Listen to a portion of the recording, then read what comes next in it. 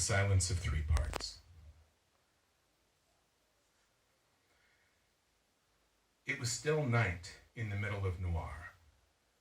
The Waystone Inn lay in silence, and it was a silence of 3 parts.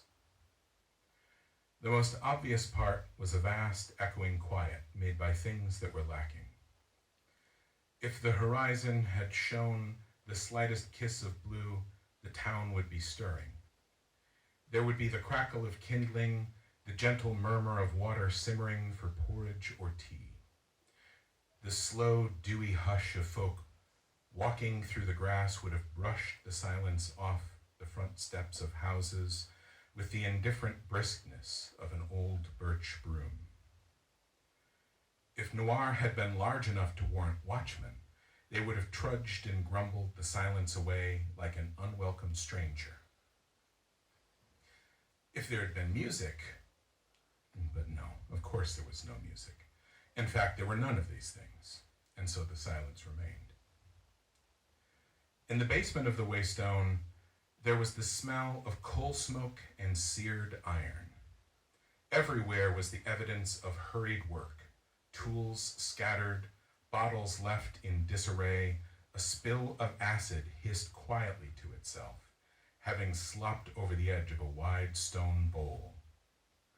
Nearby, the bricks of a tiny forge made small, sweet pinging noises as they cooled. These tiny, forgotten noises added a furtive silence to the larger, echoing one. They bound it together like tiny stitches of bright brass thread. The low, drumming counterpoint, a tabor beats behind a song.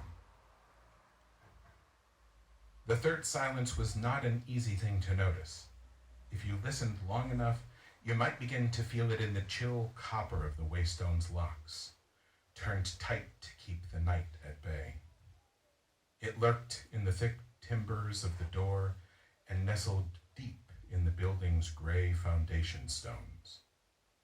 And it was in the hands of the man who had designed the inn as he slowly undressed himself beside a bare and narrow bed. The man had true red hair, red as flame. His eyes were dark and weary, and he moved with the slow care of a man who is badly hurt, or tired, or old beyond his years. The Waystone was his, just as the third silence was his. This was appropriate, as it was the greatest silence of the three, holding the others inside itself. It was deep and wide as autumn's ending. It was heavy as a great river-smooth stone. It was the patient cut-flower sound of a man who is waiting to die.